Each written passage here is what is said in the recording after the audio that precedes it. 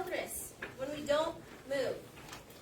What are the things that can happen over time when we're not moving? Because really, like we're saying, motion is freedom. Motion is life. Well, when we're not moving, we can get things like heart disease, diabetes, cancer, high blood pressure, weight gain. Like things you would think, like, oh, I'm going to get weaker or I'm going to gain weight. But things you don't think about, like you get dementia down the road or have anxiety or depression or poor circulation, not being able to concentrate very well, increased blood clots, balance and coordination goes down. So a good journey begins with knowing where we are and being willing to go someplace else. That's what we're achieving tonight. If you look on the next page, there's this cute picture that's all pink, and I feel like that's a lot of us, a lot of people in American society, right? We start out as kids and we play and we run and we jump and we do all these things, and then very quickly, probably by the time we're in school, we sit a lot, and then we get into college and we sit some more, and then we get into a career where we sit even more, and we break down and we stop moving and we lose motion. And there's a lot of people out there that, you know, like internally have like physically they're just not moving, and so internally kind of have almost died. Their just body hasn't caught up with them yet, right?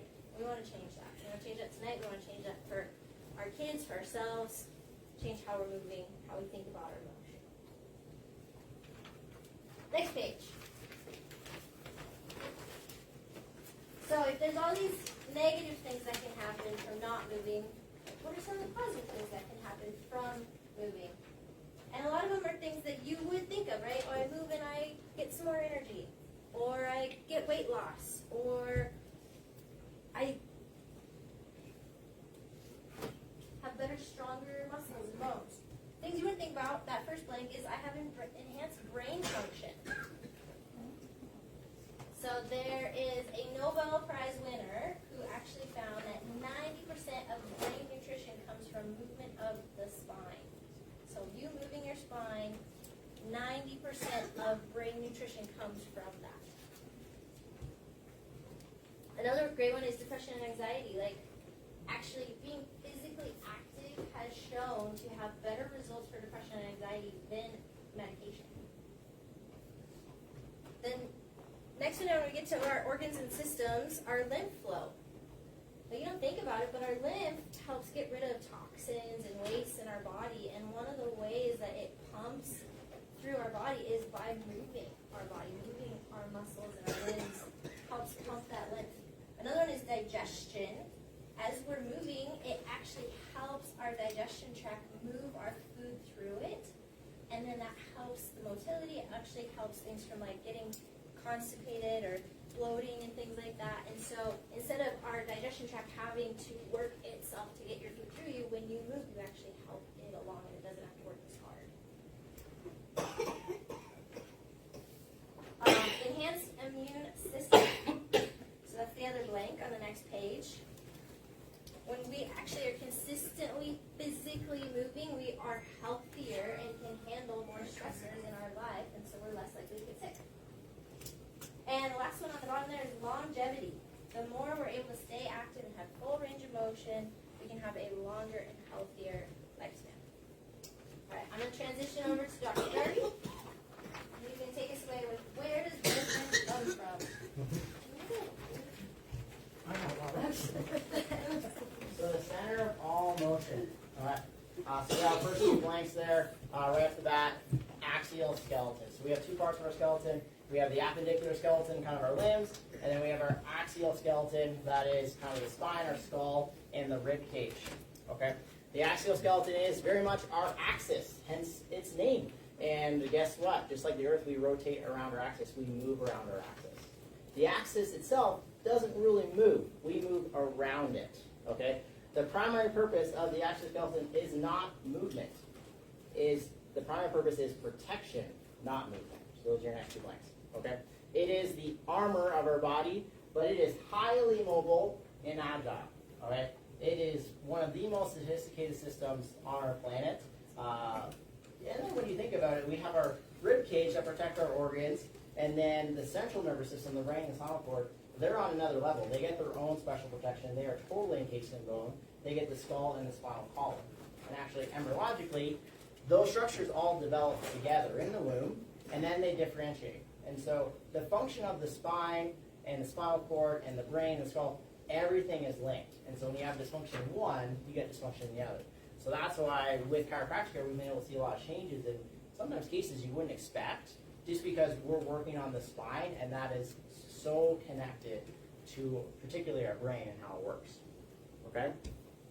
And so our center of motion is kind of the axial skeleton. Okay? The main focus is of our spine is to create a foundation to put forces out from. Okay? And so, like when I lean up against this wall, if my spine doesn't stabilize, I'm going to crumple into the wall. Okay? But if my spine stabilizes, I can bounce into the wall and I don't move. Okay? So I create a foundation with my axis, and then I could put force out into the world. Okay? And so the spine, right here, is incredibly strong. I got a couple examples of that down below. We were at a Cirque du Soleil. It was like a small little pop-up in Castle Rock. It was pretty cool. And we saw this female spinning around. And I'm not a math person, but I can put numbers into some formulas, and I know what formulas to look up. And I was getting just crazy numbers. 360 pounds was the lowest number I could get based off of my estimation of how long that rope is and timing her and how fast that circle was.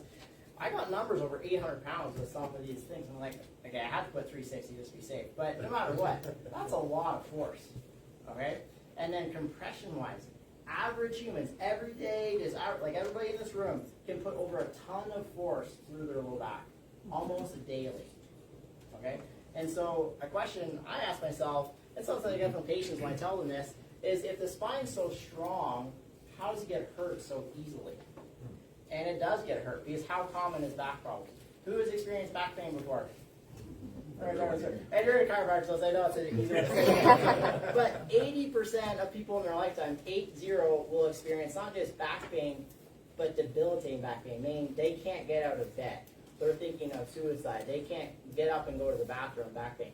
80% of people are going to get that level of pain. Okay? 30% of people will get significant pain within a year. And so a third of our country at some point in time is going to be in a severe episode of back pain. And that's wild, right? And why is that happening? Well, the spine is, like I was saying earlier, one of the most complex systems in all of creation. Like when you look at the spine itself, it is wild. There's over 160 joints from here to there. Okay? Read through all these fun facts. It's pretty fun.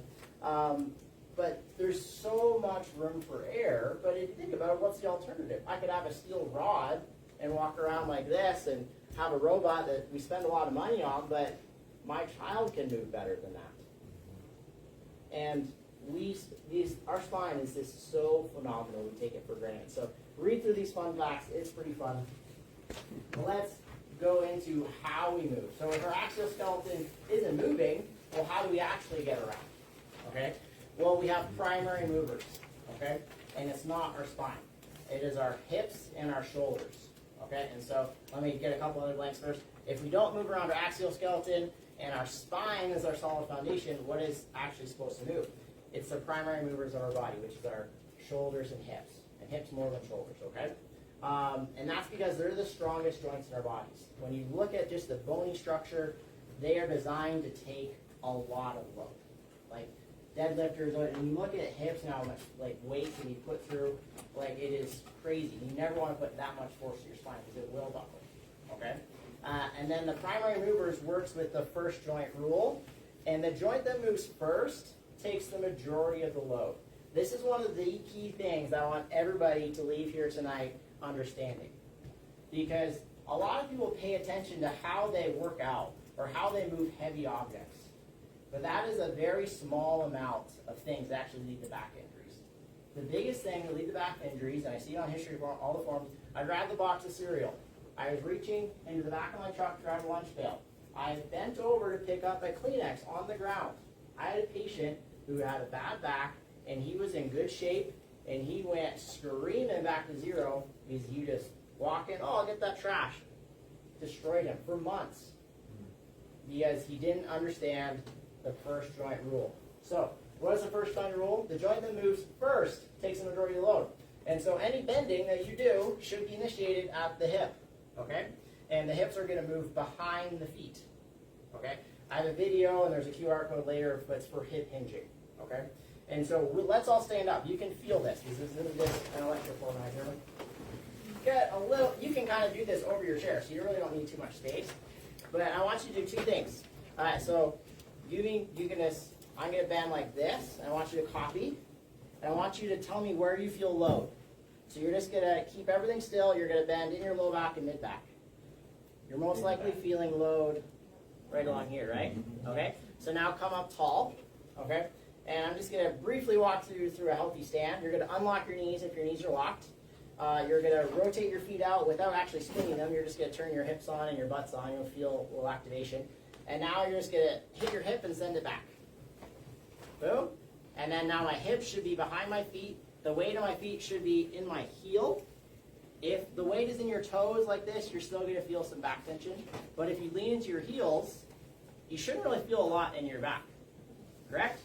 You should feel a lot in your hamstring. This is where you should be initiating all of your power. Every bend you do should be started here.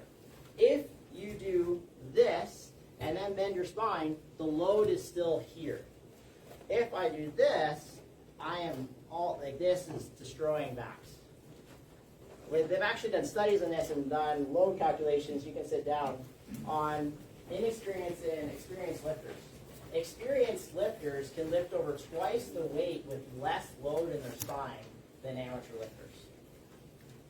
Just technique. They're lifting more than twice the weight, and they actually have less force going into the back. And the only thing they're doing different is picking up the bar a little bit. They're actually doing a more complex movement pattern. In that study, they did this for amateurs, and then they did a clean with experienced lifters, and they more complex movement, but less load. Okay?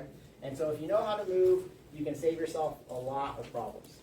This last one's a little complex, but it opens the door to movement, because this is still rather robotic, and we have a lot of things in our spine. We have to do a lot. And so this is the movement tunnel. Okay? If you start a movement well, and you end it well, what happens in the middle isn't that important. Okay? And so if you load your spine appropriately, so I'm braced, my power's in my hips, and then I'm in this position. Now say I'm going to go into a golf swing. I'm going to pull back. I have spinal rotation, but I initiated load in my hips, and then I'm going to follow all the way through, and my spine is actually pretty vertical here, but there's a huge portion of transition, and I put a whole lot of power moving this way, and my spine didn't take the majority of load. Now, conversely, if I do this, and I do the same thing, I'm going to destroy here. Okay, so that's for the golfers in the room. I did sell some people to get them here with golf, so. So now another one. So groceries in the back of the car. So you got heavy things, or maybe a heavy box, okay? And so you got to get something heavy from here to there. So we want to get close to our body, grab. So now I'm kind of loaded. It's kind of squat form. We'll get into that movement pattern a little later. But my spine is neutral. I'm going to get it here, but it's kind of awkward. So I kind of have to do this at some point. Okay? So if I get it here and I do it with a little power, and then I kind of pop up, I generate momentum and speed, and then I come into like a catch, and my spine's neutral again at the end. The load is staying here. It's not hurting my spine. So this is where we have to get into a position of strength, move through that position into an end position of strength. And you'll see this like in Olympics and all kinds of things. You see the things they're doing with their spine, but when they're creating power, their spine is neutral. And then when they catch weight, they're neutral again, but then they're kind of doing some things in the middle to make it happen. And that applies to us too. Okay? So you want to think, what movements are causing me pain? How do I start them? How do I end them? And if you figure that out, you'll usually figure out how to minimize pain. Okay? I could go into a lot of details, but there's so many individual things. If you have questions, just let us know, and we can address that on your visit. Okay?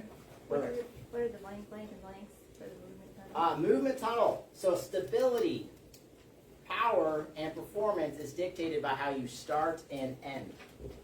So if you start in stability and end in stability, you're going to be maintaining performance throughout that movement pattern. Okay? Can you show the chair? Oh, in the chair position, yeah. I'm going to borrow this chair since it's open. Okay. Ah! It took my stage away. Okay. So. So, sit to stand. This is something people do all the time. And this is another thing I want everybody to go home with. This is the common way people get up. What did I bend first? Your back. That's fine. And then I go on my hips, and then I'm S-ing with my spine, which I'll explain a little bit later. So I'm spinal strength, strongest in neutral. So that's like this. Next, global flexion. Next, global extension. The weakest, where there's flexion and extension. Okay? Because that's going to shear your spine like this. And so, the bad way, I'm looking at the ground, no balance, bending my back, and then I'm going to extend, so I flex and extend in one movement, and that's how a lot of people get up, and it's a lot of force in your spine. Okay? Versus two versions, kind of the best version, nice and tall, spotting far away, balancing my feet, my spine is neutral, and then just come up. Knees and hip lock out at the same time. My back actually doesn't bend at all. Okay? Next one, for back injuries, usually this is a bit more common. You're going to get into like a deadlift, actually, pose. You're going to get your hands to your knees, hinge the hips, load hands in the knees, start to lift, here, here. That one will do a little load into the spine, but when you have a lot of back injury, it's going to be a little easier. Okay? But ideally, you want to be able to do that pattern. Okay? And in general, if you look at the ground, you're going to move towards the ground. If you look at the horizon, you're going to move towards the horizon. So show them what happens with the spine. We practiced this earlier. Alright, so why S-ing is so bad, so I kind of extend, and then I flex, and then at the disc level, you see what happens when I'm doing this in the motion? That disc is going to move backwards. Okay? And that is creating bony shear. That's this force. That is, we can take thousands of pounds of load of compression. We can take less than 200 pounds of shear. So it does not take a lot of shear force. And so if it's static shear force, meaning if I have weight out here, that's better. But if I'm dynamic shear, you will blow your back out. It's not if, it's just when it will happen. Okay?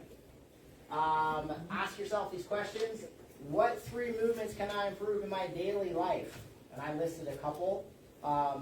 People hurt themselves brushing their teeth. So think of little things, not just big things. Okay? Lifting groceries, sit to stand. I have a texting photo in here. A lot of people hurt their necks looking down at their phones. People will put 60 to 120 pounds of force through their neck just by doing like this. Okay? And they'll maintain that for hours in teenagers. So we want to correct that if we can. All right, basic movements at all. We want to train for Put yourself brushing your teeth. like this.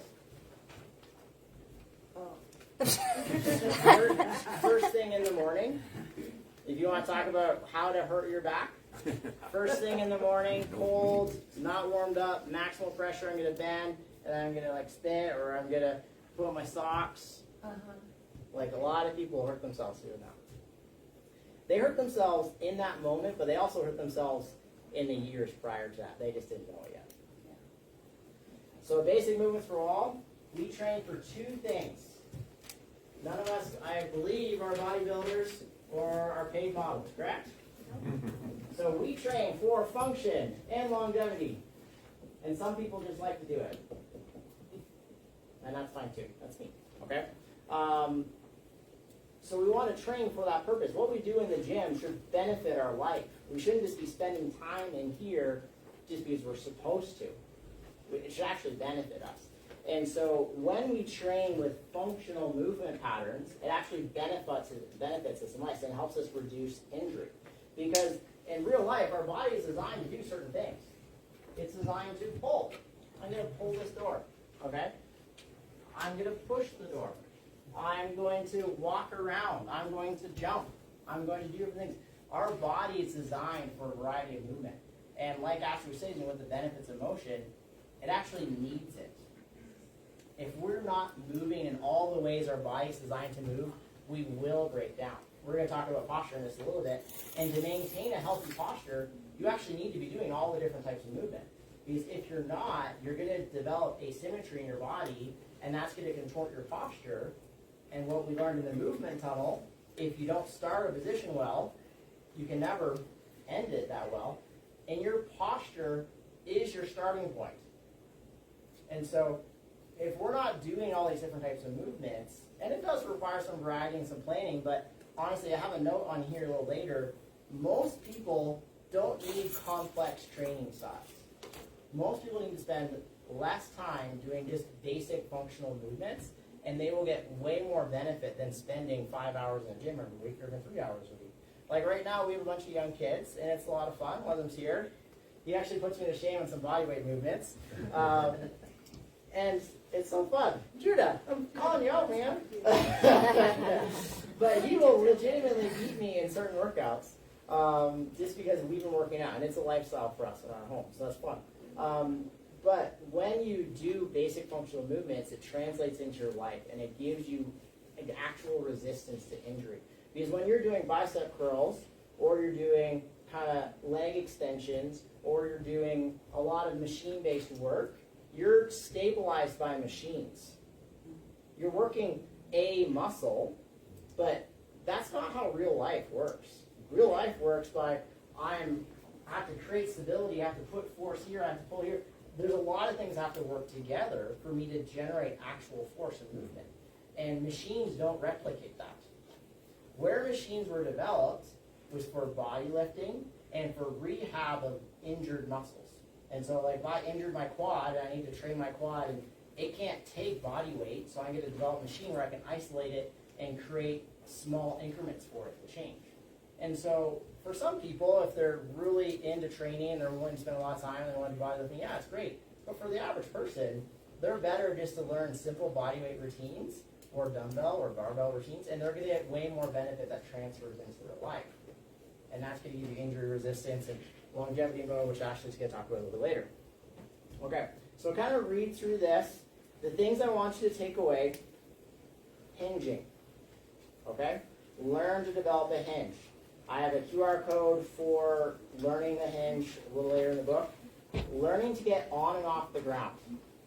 A lot of people, as they get older, they lose the ability to get off the ground, and they don't realize it until they fall. But injury, like studies have shown, if you spend time on the ground, just sitting down on the ground, stretching, you stay more mobile, and then you actually develop and maintain a greater range of motion in your hip, and that maintains a lot of healthier low back, and then when you do fall or you get on the ground, you can get up safely. And so a lot of people just don't spend any time on the ground. A kind of fun rule that was on social media for a while is just to spend 30 minutes a day on the ground in any position you want. And just move around and do things, watch TV in that position, and you'll maintain a lot of mobility just by doing that. You don't have to do anything different. I have little pictures on here. A great book, Move Your DNA, female perspective. She's like me, but female version, a little softer, and just explains things so well. I love kettlebells just because like a guy can buy a 35-pound kettlebell, a girl can buy a 25-pound kettlebell, and they may get one or two more, and they can train their whole body in about 15 minutes. Okay? It is complex movements, and so you do have to learn them. One of my favorite guys is in that bottom right corner. One of my favorite workouts I can do in 10 minutes is called Simple and Sinister, and it's how I rehab my shoulder after being able to not lift my arm. It's just that program. Okay? All right, so posture. Posture is our starting point, and if we don't start well, we can't end well, and we're going to put a lot of force into our spine. And so there's this basic self-check. You can also do a self-check yourself by just going up against the wall. Heels, butt, shoulders, head. This should be comfortable. A lot of people are going to feel like they're working to get in this position because you need to do some things to maintain your posture. You need to do all of those functional movement patterns. Okay? And then you do have to get adjusted. I know, oh, he's a chiropractor. But nobody's perfect, myself included. I have a superpower, and it's understanding human movement. And I don't move perfectly. Like, I'm just like, why can't you do this? Like, I'm trying to get a person to do this, and it's just, they don't have that. They're gifted in other things, and that's totally fine. But when you have misalignments in your spine, your brain can't talk to that area of your body. And you're asking a person who doesn't have a lot of awareness about movement, and they have misalignments in their spine that's blocking their brain's ability to communicate at that area of the body, how are you going to expect to be able to do that? It's really tough, right? And so you have to get any adjustments, because when your body's misaligned, it can't even get into a good posture because it's not comfortable there anymore. Because your body's going to adapt to your lifestyle and say that's sitting on a desk, and then it's going to get shifts and it's going to get subluxations, and then when you force it, it doesn't like it. And so this is where we build up a healthy spine, and then we maintain it into the future. Okay? That's kind of my mission. It does feel pretty good too, though. So that's that. All right. Mobility tests. Just do these on your own. A lot of people have pretty serious mobility problems they don't know until they test it. These are extremely basic tests. Okay? I don't like stretching that much, to be honest, but I will just find 12 to 15-minute YouTube videos, and I'll just do hip mobility 15 minutes on YouTube. And Judah will do it, family will do it, we'll just sit on the kind of living room area, and we'll do it together. And you just do that a couple times a week, and honestly, that'll solve a lot of problems too. Okay? Because our modern day world is mostly spent like this. Okay? And you can do everything right in the world, but if you still do this the majority of the time, you're going to have problems. Okay? Cool. Injury, recovery, and avoidance. Okay? The first step to recovery is no, avoid the problem in the first place. All right, a lot of people, like we went through this, because a lot of people just don't know how to move, and they're doing things every day that hurt themselves. They just don't know it until their body finally breaks. Your body is so strong, it'll carry you so long and give you so much grace until it simply can't. Just like a cavity or even a heart attack or cancer, your body will go symptom-free for a long time before it tells you about it. And so you want to be like paying attention to function, okay? So that's below. You want to be paying attention to function, okay? And so how strong do I feel? How is my balance? Oh, I'm knocking down all my markers. And so this line is you feeling and functioning perfectly, okay? When we're kids, we actually get some stuff going on, but mostly we're pretty resilient. And then that just kind of cruises. And then we get to adulthood, and, oh, I picked up that box of cereal, and then we feel all of this. But in reality, most people start to pay attention to their health down here, but they could have noticed I lost range of motion, a difference in strength in each leg, I'm losing my endurance. You got to pay attention to function. These symptoms aren't going to be very loud, okay? Once injury occurs, we need to take it serious, okay? I put this on here. I didn't realize I put it on here twice, but I'm pretty serious about it because motion is life. And when we lose aspects of motion, it is huge, and you need to do everything you can as fast as you can, because the best time to deal with it and recover is right away, okay? And so that's the next blank right there. I've had several concussions. I've done a lot of dumb things. When you look at my x-ray, it doesn't look like that, thankfully. But I've been getting adjusted for 15 years, and an exception that's probably pretty unique to me is I've been adjusted within 12 to 24 hours of pretty much every major injury in my life, which is pretty unique. I'm married to a chiropractor. I went to chiropractic school. That's where I had my crazy concussions and accidents, that sort of stuff. But when I look at injuries on x-rays I see every day, and when I look at me, like I'm very grateful. But at the same time, like I've taken care of it. And I'm encouraging you guys to take care of your body too. You don't have to be a chiropractor to do that, okay? Because you only get one body. We get it for free, and so we take it for granted, unfortunately. Not a lot of people take the time to learn and understand themselves, but you guys are here tonight, and I applaud you for that. I encourage you to keep taking care of it, okay? And so how we actually heal, the first stage is inflammation. Everybody gives inflammation a bad rap, but inflammation is actually a fantastic thing. It is the thing that says, come help me.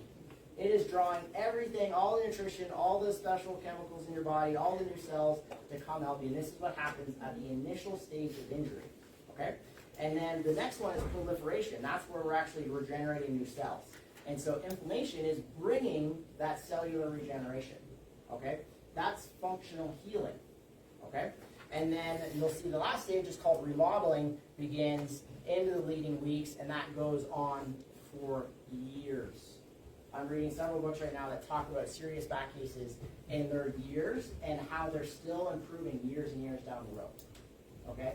But they're dealing with serious thing, and they knew they didn't want to do this, they wanted to do this, and they got better. And there's an example of it, a guy deadlifting over, I think he was 500 pounds in his late 60s, and he never really trained, and he hurt his back, and that's what started his journey. Okay?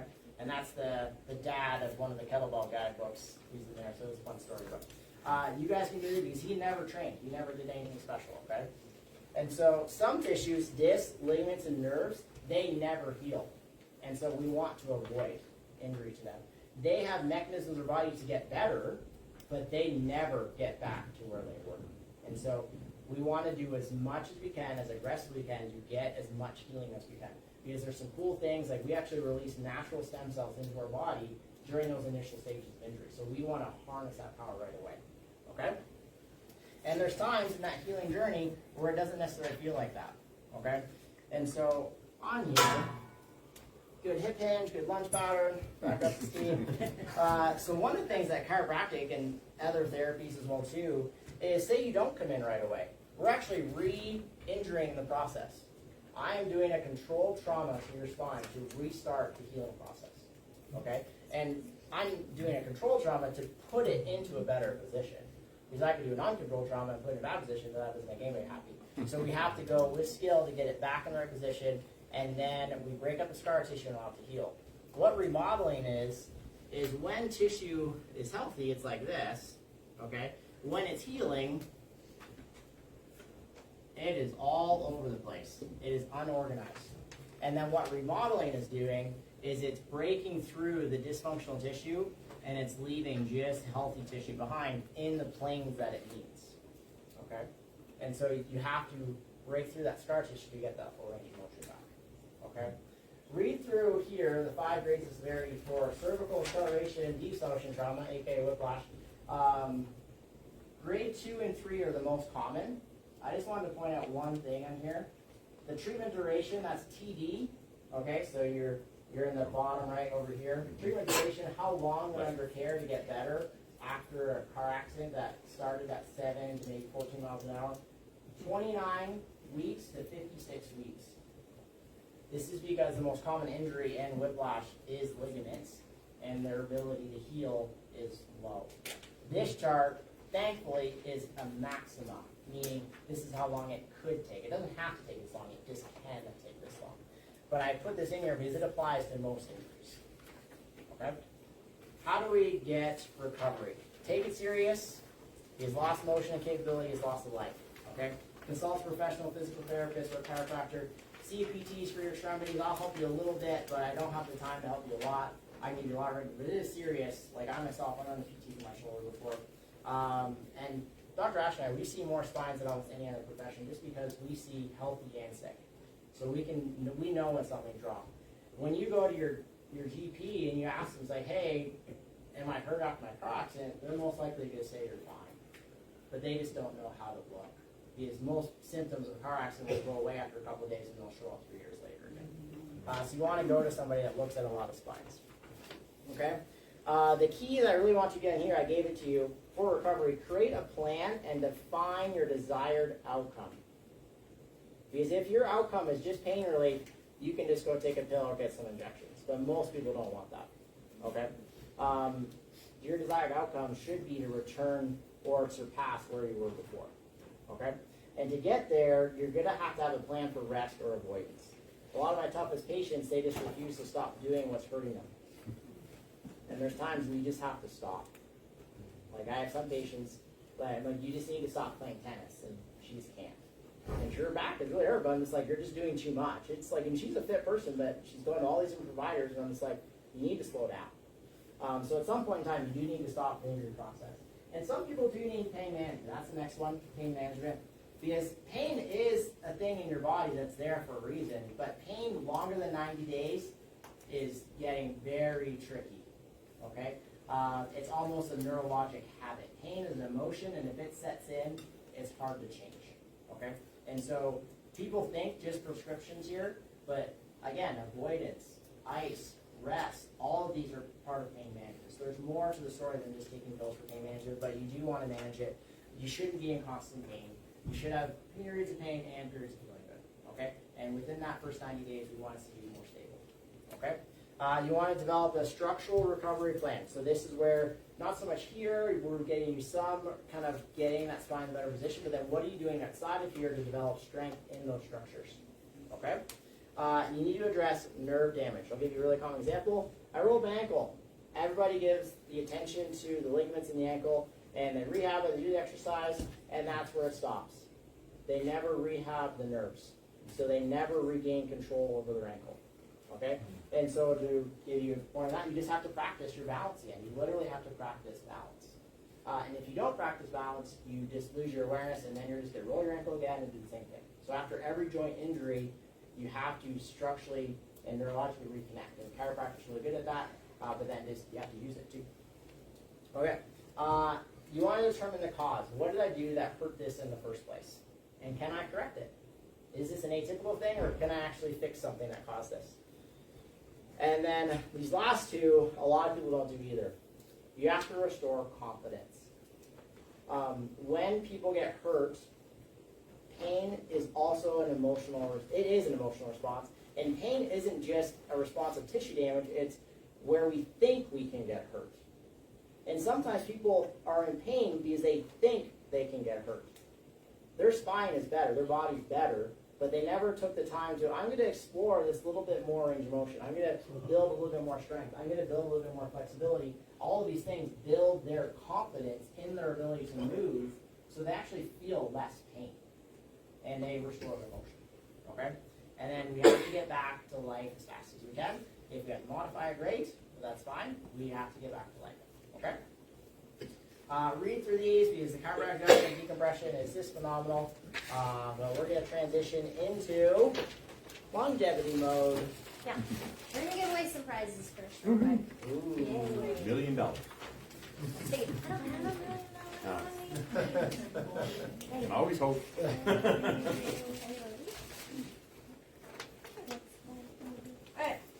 I got this lovely face mask. It's an ice pack for your face. You just put it in the freezer, you let it thaw a little bit, I'm not gonna throw it. and then you... Alright, we've got these cool, I did not think I would like this, but it's a desktop phone stand. So it's great for like the plane, but it's also great for recipes, like when you want to like look up a recipe on your phone and have it stand up there. So we have two of these, anybody?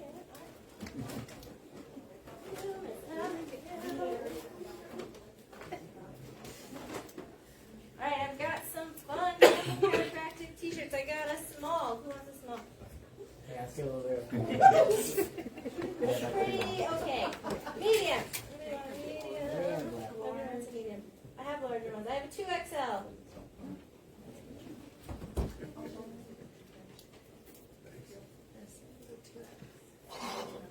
Small? I got a 2X. Anybody 2X? A little large? Oh, I got a large. Who's a large? I'll take a large. Oh. I'll switch the green for the 2X blue. All right. If you want to 2X blue instead, we'll switch it out. There you go.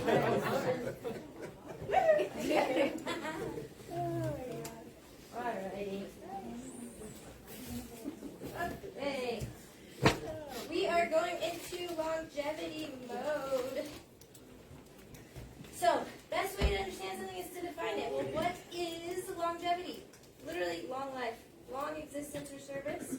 So then, we break it down. What is long in life? Long, measured distance of a great distance in life.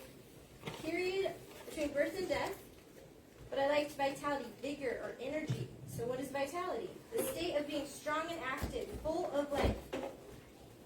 So that was my thought. Like, while longevity focuses on our length of life, vitality focuses on the quality, the energy of the life that we have. And really, we want both, right? We want a long, full life with vitality. So how do we do that? Thank you. A couple of things. We want to live with the 5 factors lifestyle. We want to fuel well. We want to rest well. We want to move well, which is what we're talking about tonight. We're going to go even a little bit more into that, like how do we build up that good mobility. We want to think right, and we want to have a good nervous system to help us do that thing.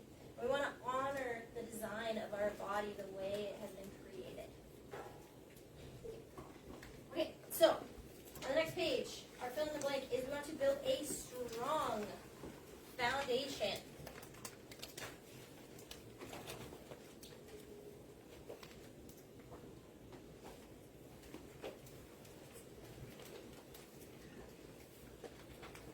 Right.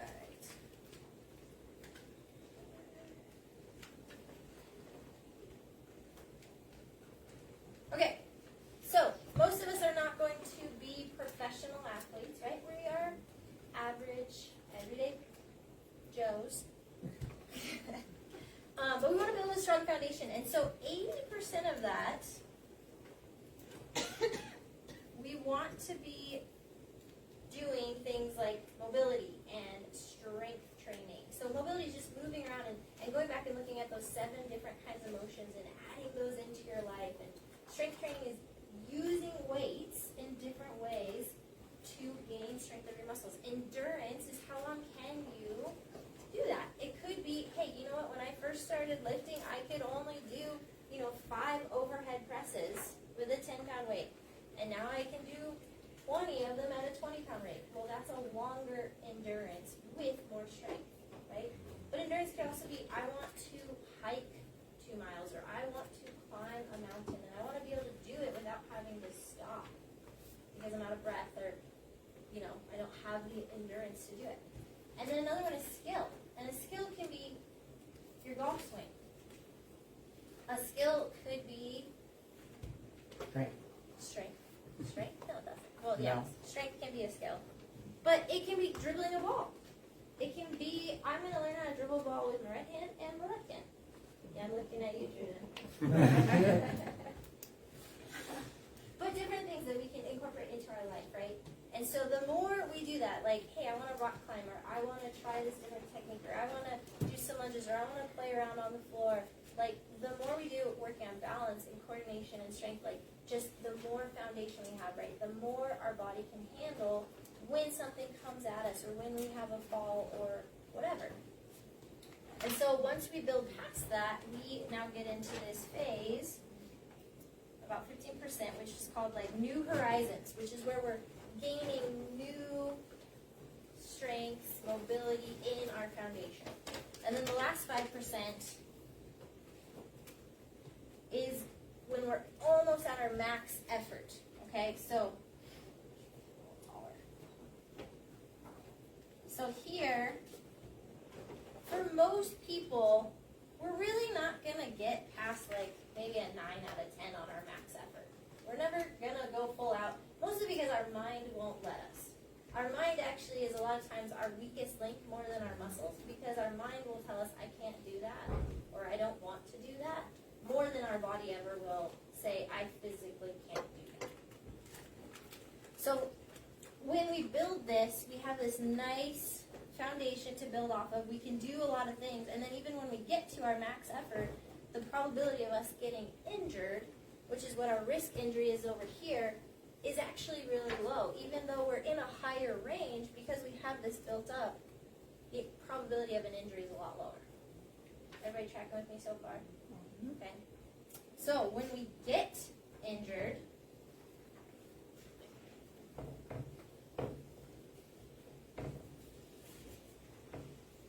what happens is we still have a foundation.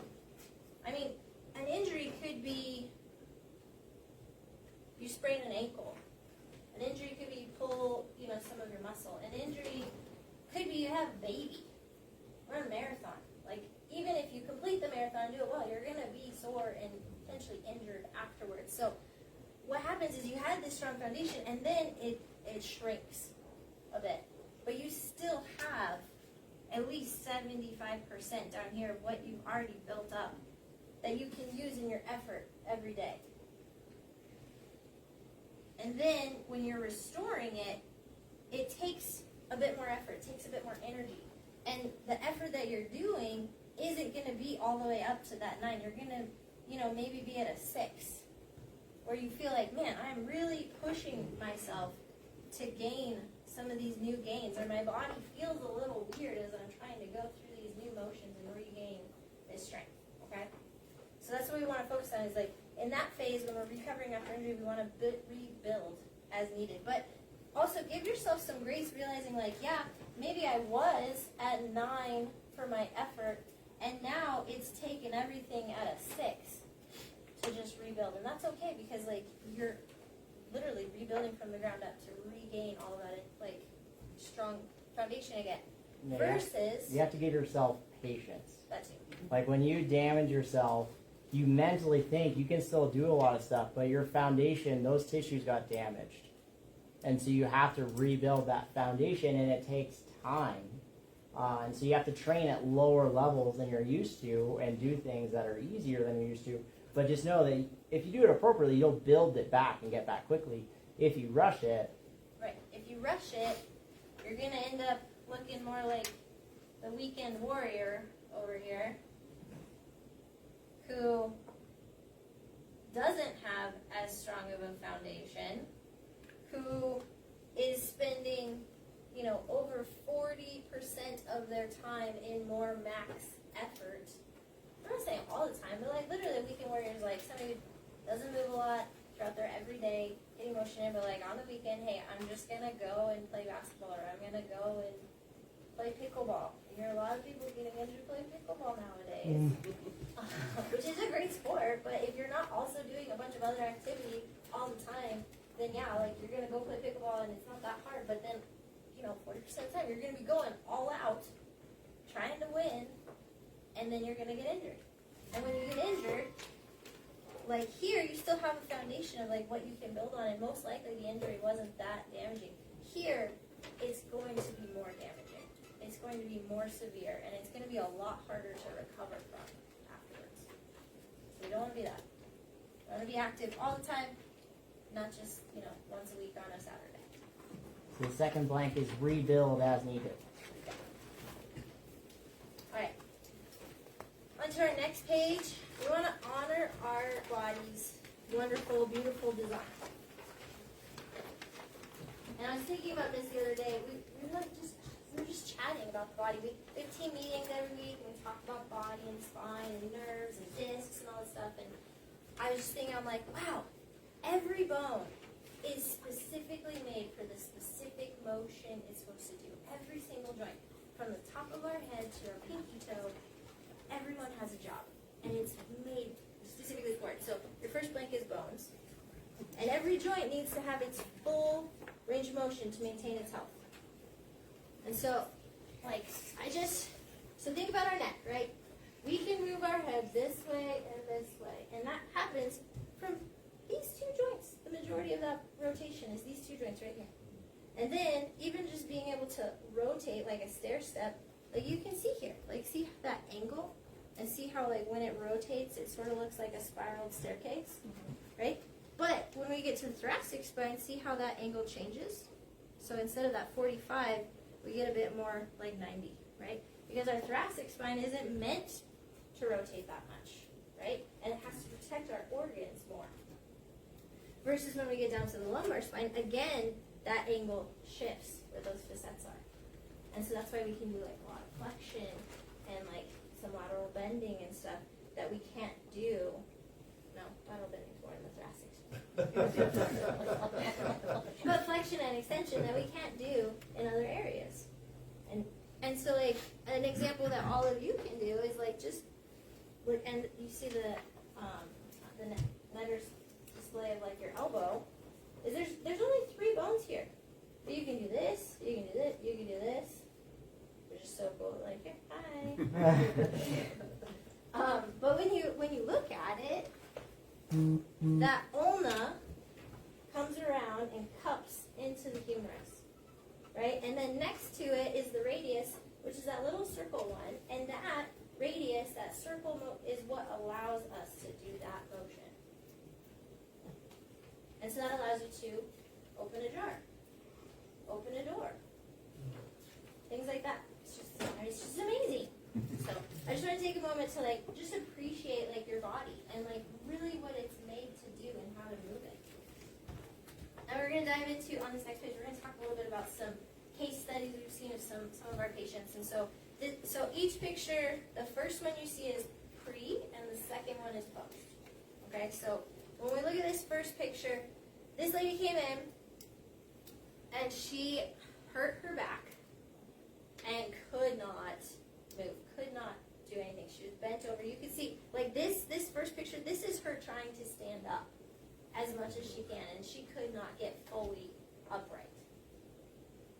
And so when you see that yellow line and how it moves forward, it says 293 millimeters. That's really 11, almost 12 inches forward her neck and head is. Okay, and so when we talk about load on the spine, that's 234 extra pounds of load that she had just from her head being forward. And she couldn't stand up, so she's living like that day to day when she first came into our office. Once we got her adjusted and everything, you can see in this next one, it shifted to 142, which is about 4.5 inches. And so that load changes from 234 pounds to 90, which is pretty cool. And we're not even done yet, right? And like you can see, like it's not like her spine really looks that great compared to like our beautiful model, right? But look at her box. Look at all the check boxes that she said, hey, I can play with the kids. I can stand better. I can sleep better. I'm able to concentrate. I can walk and stand. More energy, more alert. I'm relaxed. Just from that shift and helping her also get out of pain. And so when we look down at this next person, so she had fallen off of a horse and got a concussion.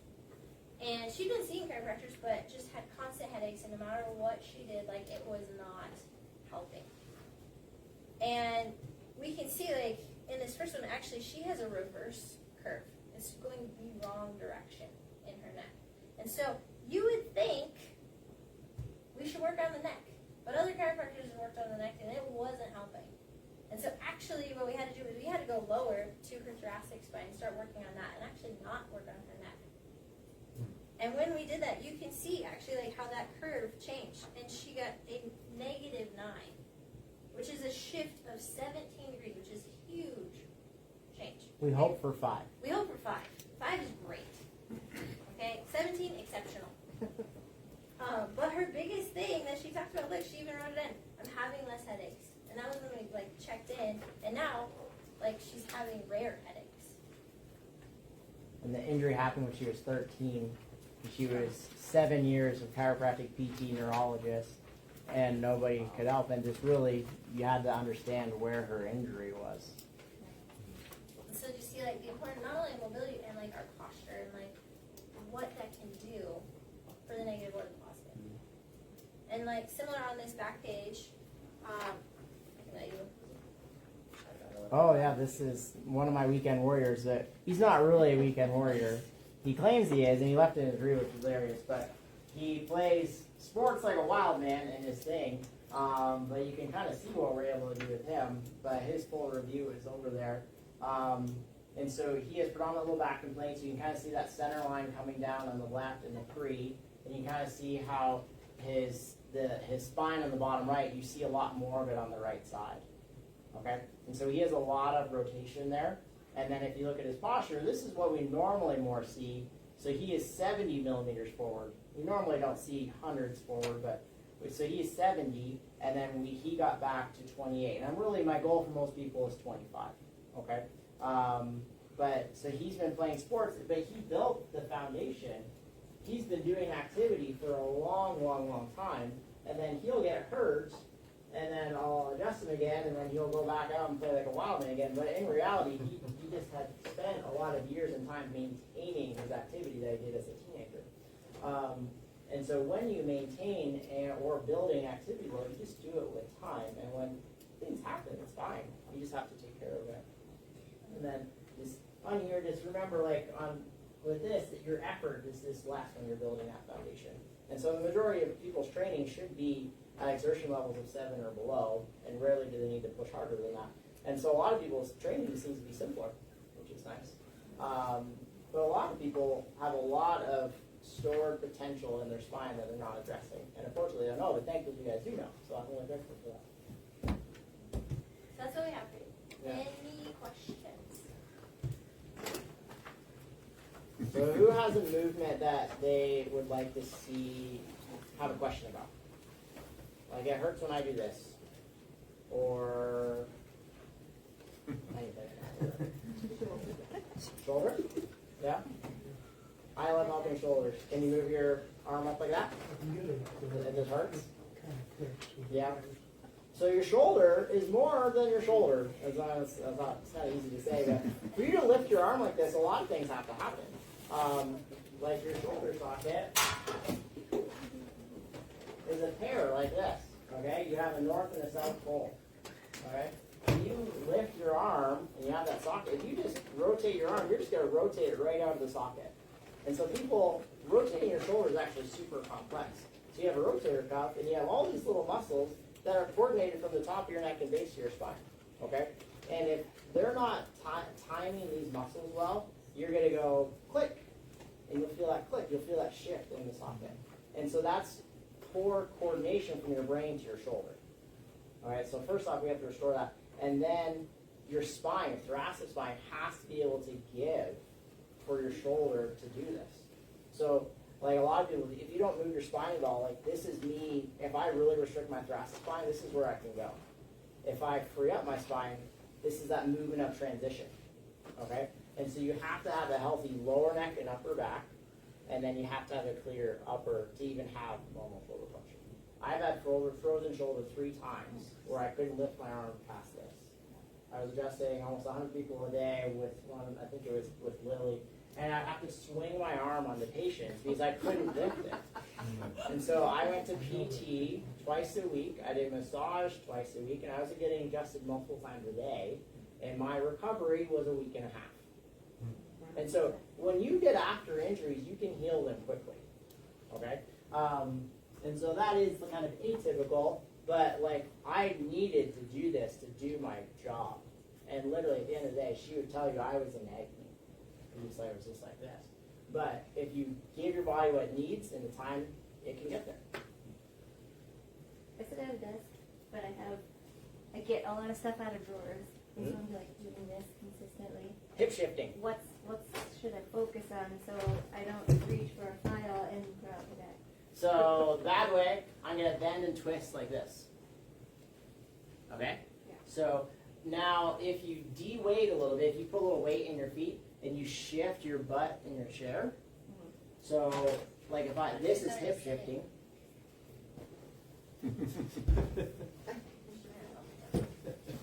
Okay, so I'm here. I'm going to hinge and I'm going to shift my weight with my feet. And I'm going to load my hips. And so now my hips are loaded. My spine looks like it's starting to rotate, but it's actually mostly I'm doing this in my pelvis. And so now my spine's still in neutral.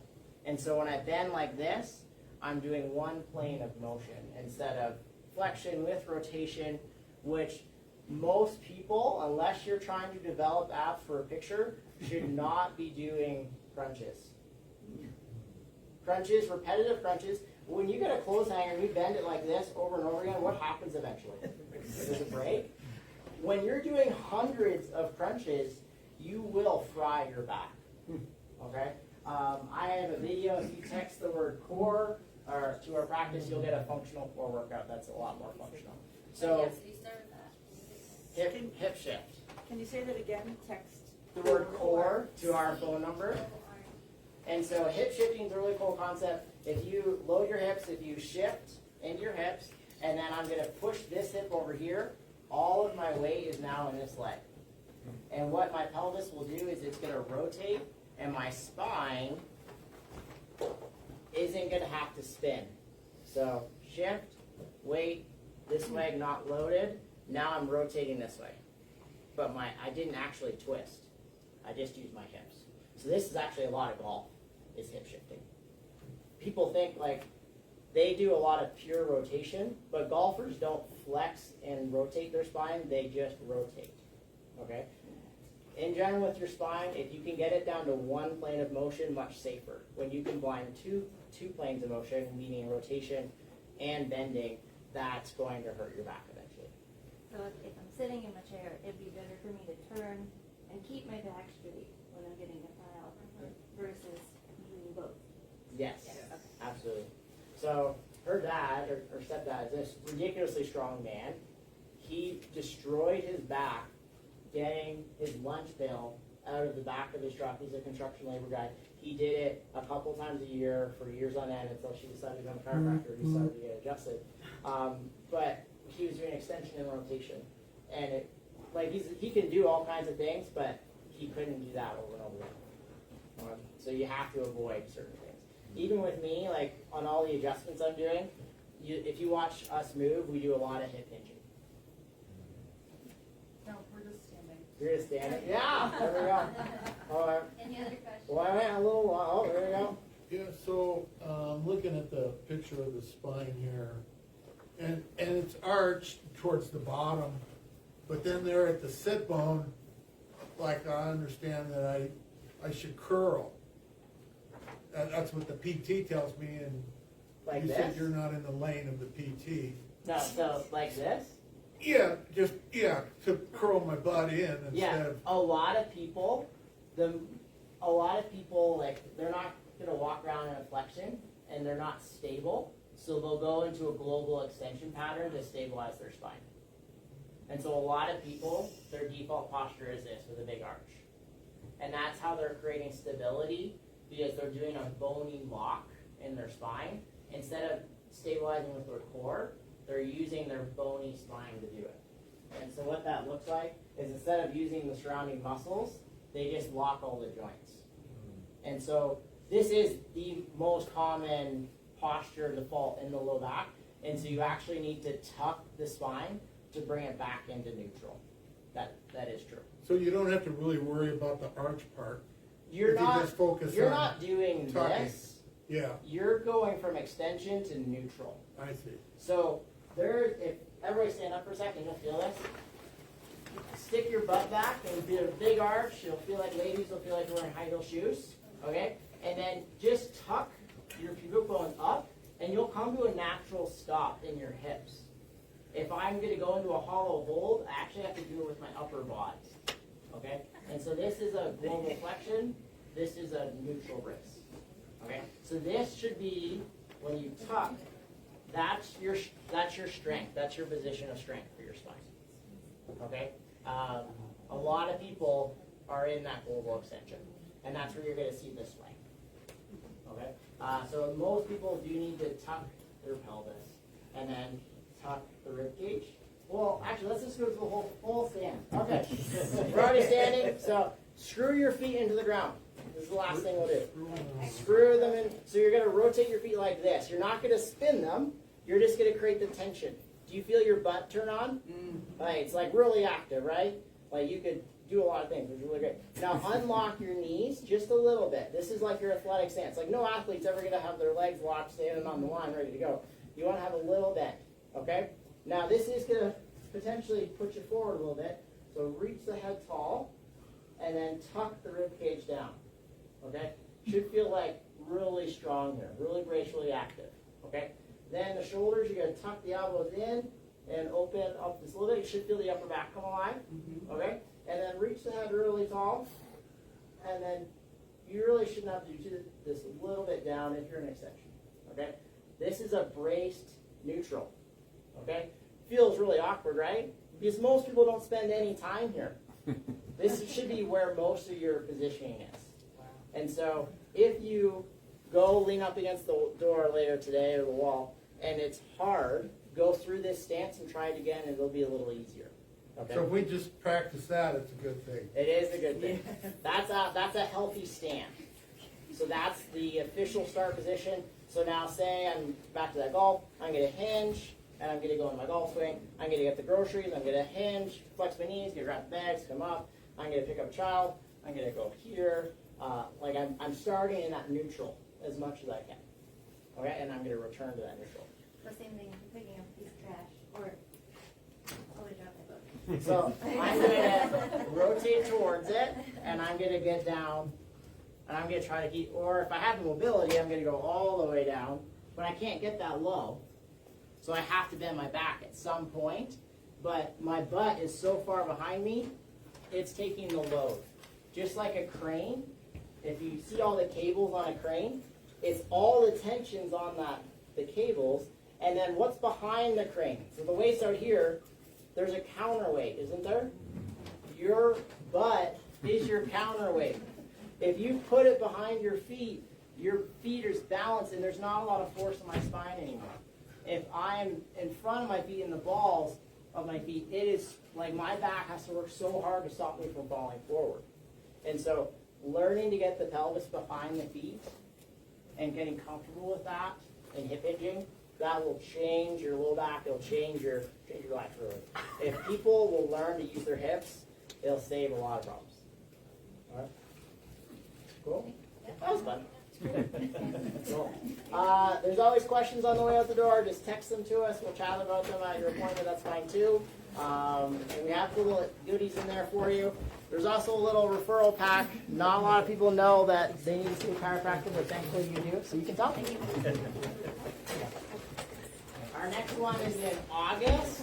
And who wants to learn about nutrition or... Yeah, I think it's good. Yeah, nutrition. Okay. Yeah, we'll do nutrition. There we go. Perfect. Thanks. Hey, thank